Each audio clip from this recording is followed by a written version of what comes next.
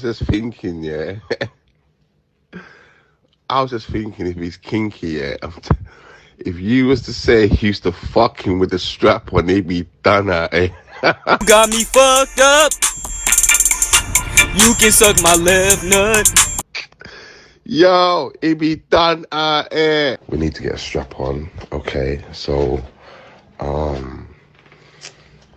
but this got to stay between me and you.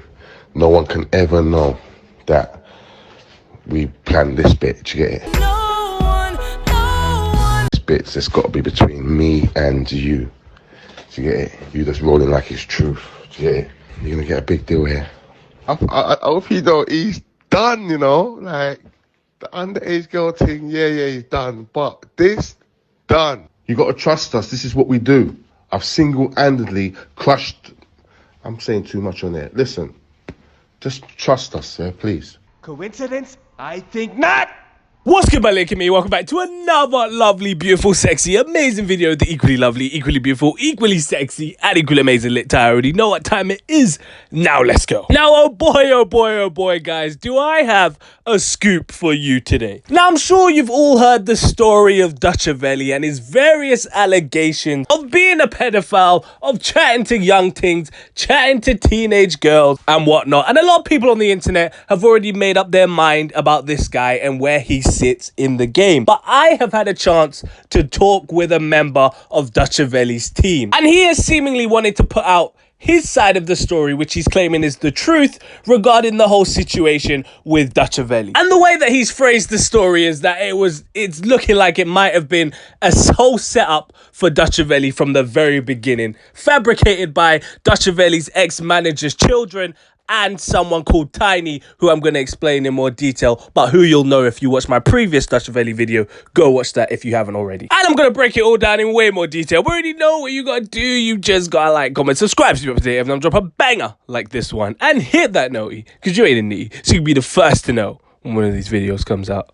And without further ado, let's get straight into it. I just have to clarify, the story that I'm about to tell you is coming from DUTCHAVELLI'S team, and this is basically their side of how they feel DUTCHAVELLI has been set up and violated throughout this entire 2 years since he was first accused of what he's been accused of. So the team have said, in order to explain what went wrong with DUTCHAVELLI, I've got to take you back to 2016 when Dutch and his boys established their own record label called 2 Up, 2 Down Entertainment, where DUTCHAVELLI is a majority shareholder in the company. I believe he had 80 shares, and then his 2 boys called Jam Jam and Cash had 10 other shares each. I've been told that the name 2 Up, 2 Down is a Hackney thing. It might be gang related. I don't know. If it is, you already know I'm a civilian, so I don't know. I don't know. We then fast forward to 2019. All of our characters in this story were in prison at this time. DUTCHAVELLI, of course, the man in question, was in prison.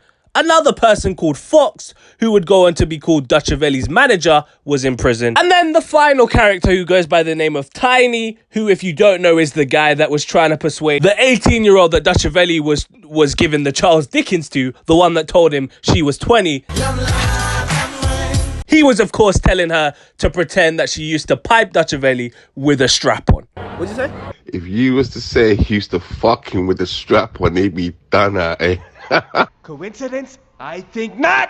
So it would appear that this Fox guy and this Tiny guy were allegedly cellmates whilst they were in prison. And this Tiny guy was claiming that him and Fox were cool. They were tight. They were bros. So hold on to that information, because it will be important later. He knows. My man knows. Fast forward to the start of 2019, and Fox is released from prison. And he ends up becoming DUTCHAVELLI'S manager.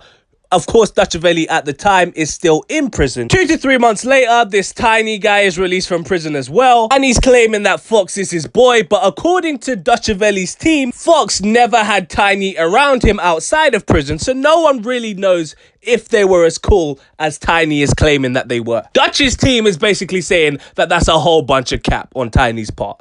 Cap.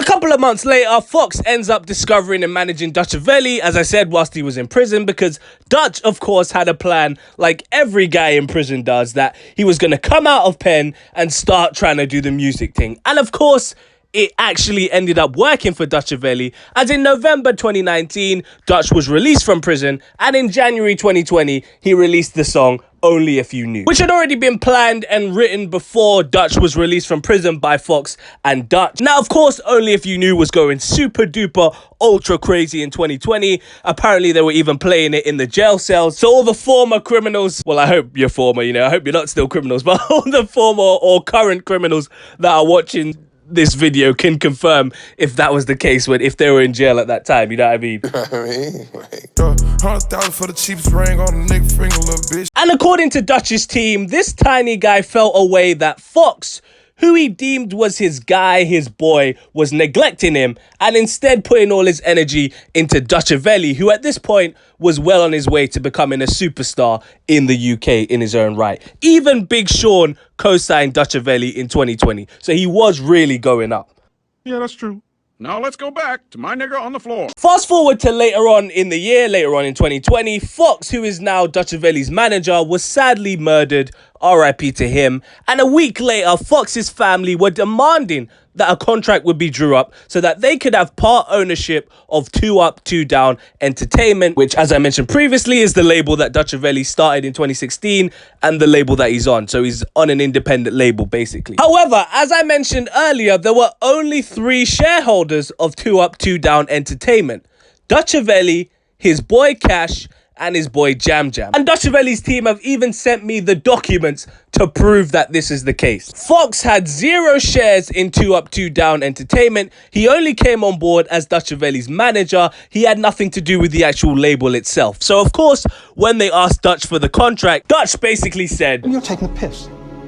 Please leave." So according to him, Fox got paid out of love. Like, he was a manager, not the owner. Now, of course, according to Dutch's team, this didn't sit well with Fox's family, and they allegedly tried to spread the narrative that DUTCHAVELLI got Fox killed. An allegation that appeared not to stick because on the internet you can actually see who got Fox killed allegedly, and there's like a news article showing 3 men who are currently being investigated for the drive-by shooting, and as you can see, it shows Fox's real name being Robert Powell. And so if you go back to the documents that I showed you previously, there is no Robert Powell listed as a shareholder of 2 Up, 2 Down. According to Dutch's team, Fox has a son whose name is Kai Powell, who of course, because Fox was managing Dutch at the time, his son was running DUTCHAVELLI's Instagram account at the time. And of course, on DUTCHAVELLI's Instagram, there was a convo between Dutch and Fox's daughter, who I believe was 14 at the time. Now, DUTCHAVELLI's team have informed me that obviously after Fox's passing,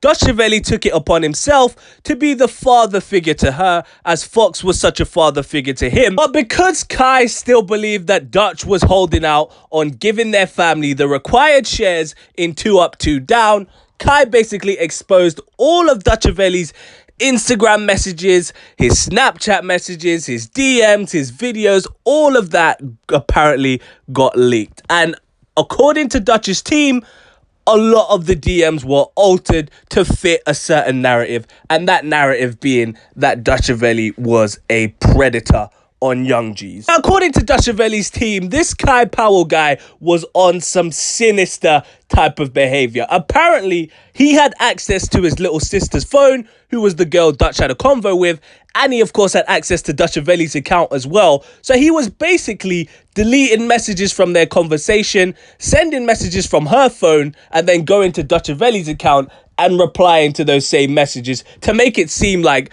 DUTCHAVELLI was moving to her. Bonkers.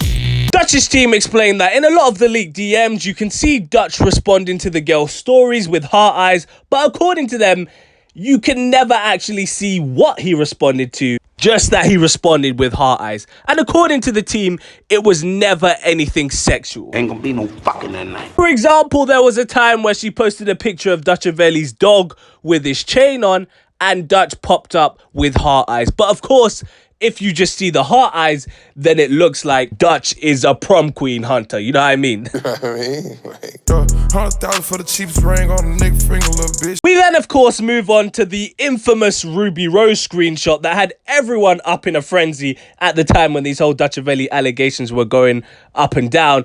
And again, according to Dutch's team, this was also fabricated. Apparently, the girl's dad being Fox, told her to send the pic to DUTCHAVELLI because of the hand gestures that were going on in the picture. But then the Kai guy came on there and fabricated the DMs. If you have a look at this video, which is allegedly the real video of the screenshots between DUTCHAVELLI and the 14-year-old girl, you can see that she sent the picture of Ruby Rose and Lil TJ, and DUTCHAVELLI's responding, say, with the, you know, the emoji, and he's saying, "What are you trying to tell me?" And then she responds with like 5 or 6 laughing emojis and says, "Just her hand gestures." And then, of course, it looks like the quote-unquote fake DMs that actually came out show that she, of course, sends DUTCHAVELLI the picture of Lil TJ and Ruby Rose. DUTCHAVELLI responds saying, the emoji, puts, "What are you trying to tell me?" and then says, "My babes, don't worry, we're gonna make the same pic soon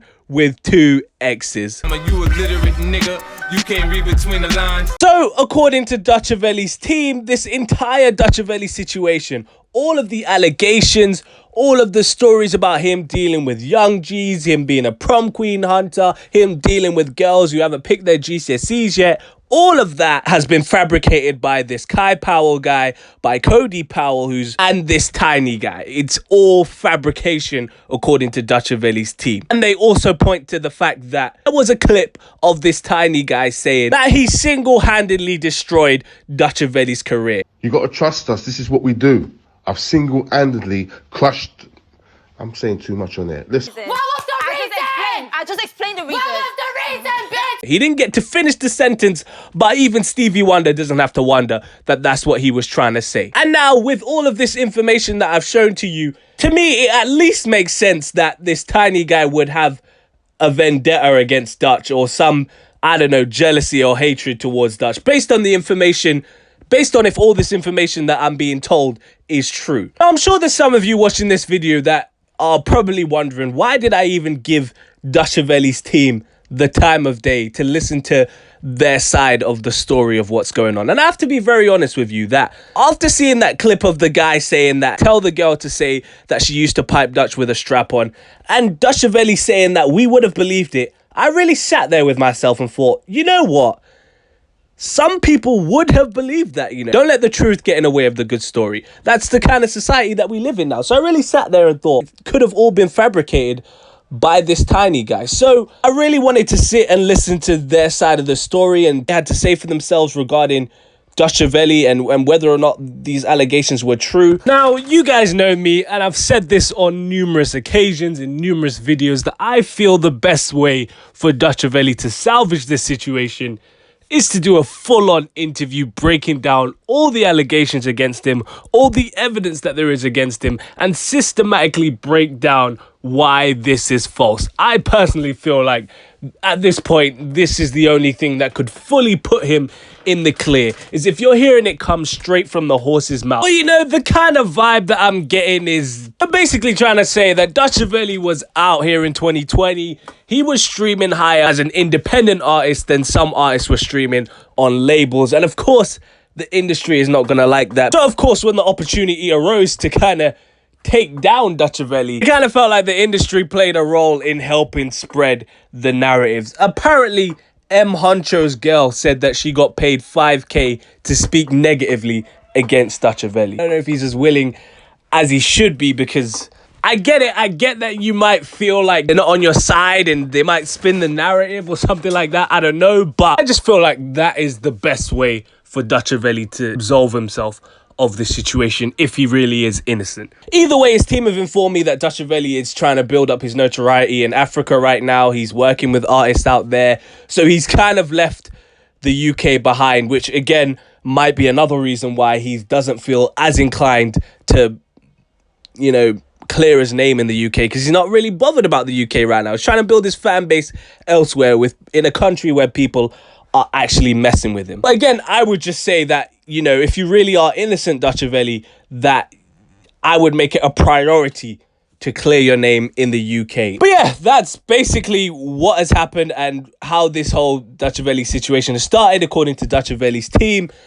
And in the words of Heady One, it's a bit of a sticky one still. But let me know what you think about this in the comment section down below. What do you think of this whole DUTCHAVELLI'S situation? Do you think that what DUTCHAVELLI'S team is saying is sincere and accurate? Has DUTCHAVELLI been set up from the very beginning? Or do you think that it's a whole bunch of cap and they're just lying and trying to cover his name and trying to cover up a predator? You let me know in the comment section down below. Don't forget to like, comment, subscribe. We're on the road to 2,000 subs. You already know what time it is. You can follow my personal IG at the only LiTTyENT. If you care about what I do, I'm not making these bangers for you. I post updates on Twitter as well, so you might as well follow me on there, because what else are you doing with your life? Absolutely nothing, mate. Stay black. And if you're not black, stay whatever race you are. I bet. Peace. Oh, you ain't know I could sing?